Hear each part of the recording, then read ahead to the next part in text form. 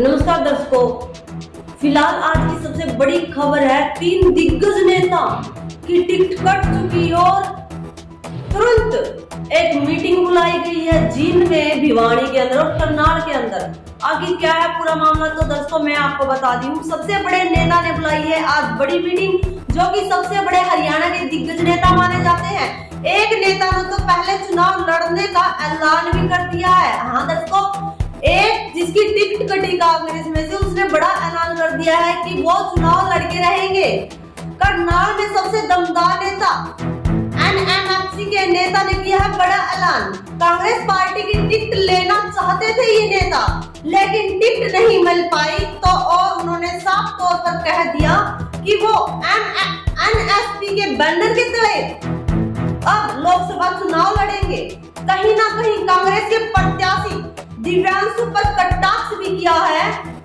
उन्होंने कहा है कि खट्टर के खिलाफ डम्मी कैंडिडेट उतारा है कांग्रेस ने करनाल से। आपको बता दें, करनाल लोकसभा सीट पर वीरेंद्र मराठा प्रभाव रखते हैं। अब उन्होंने रविवार को अपने समक्ष की मीटिंग बुलाई है।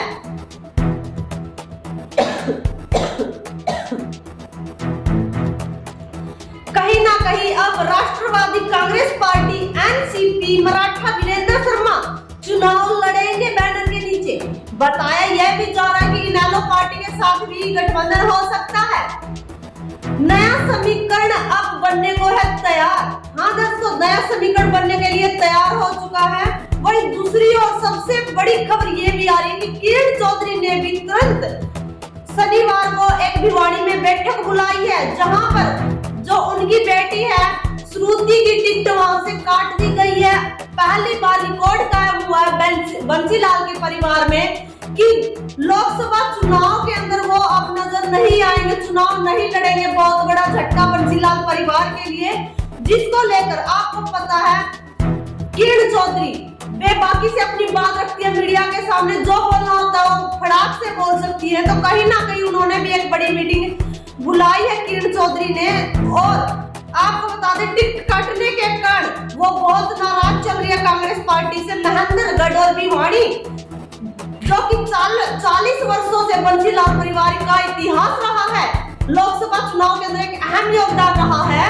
अब की बार वो योगदान देखने को नहीं मिलेगा, क्योंकि श्रुति चौधरी जो कि किरण चौधरी की बेटी है, उसकी टिकट है काट दी गई है। सबसे बड़ा झटका बंसीलाल परिवार के लिए इतिहास बन चुका है। पहली बार टिकट कटी है बंसीलाल परिवार की। और आपको बता दें, चुनावी मैदान में अब बंसीलाल परिवार नहीं होगा। कांग्रेस ने एक और बड़ा झटका दे दिया है बंसीलाल परिवार को, उनकी टिकट काट कर। कहीं ना कहीं शनिवार को मीटिंग बुलाई गई है, बड़े बड़े दिग्गज नेताओं को वहां पर बुलाया गया है और डिस्कस करने के लिए टिकट को लेकर फिर वही भागादौड़ी शुरू हो चुकी है। अगली बड़ी खबर ये आ रही कि भाजपा छोड़कर कांग्रेस में गए थे वीरेंद्र डुमरखा, पर वहां पर भी उनके हाथ में कुछ नहीं लगा। वहां पर भी उनको कैंडिडेट के रूप में लोकसभा चुनाव के लिए नहीं उतारा गया कांग्रेस ने। वहां पर भी पूर्व विधायक विजेंद्र सिंह जो वीरेंद्र डुमरखा है, उन्होंने भी जींद में अर्जेंट मीटिंग बुलाई है। वहां पर काफी दिग्गज नेता देखने को मिलेंगे जींद के अंदर। दोस्तों, जींद के एक होटल के अंदर ये मीटिंग रखी गई है।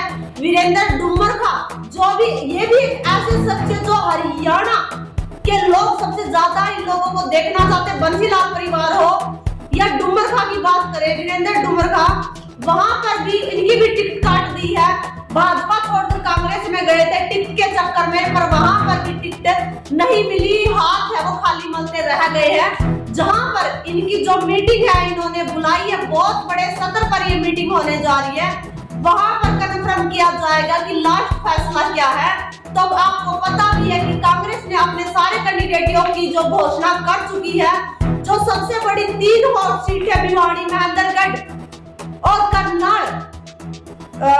महेंद्रगढ़ करनाल की बात की जाए या हम दर्शकों बात करें महेंद्रगढ़ करनाल भिवानी की बात की, तो यहाँ पर सबसे बड़ा जो जोर है लगाया जा रहा था। लोग पार्टी छोड़ कर कांग्रेस ज्वाइन कर रहे थे, पर उनको यहाँ पर भी कुछ खास हाथ नहीं लगा। हाथ है वो खाली रह चुके इन लोगों के।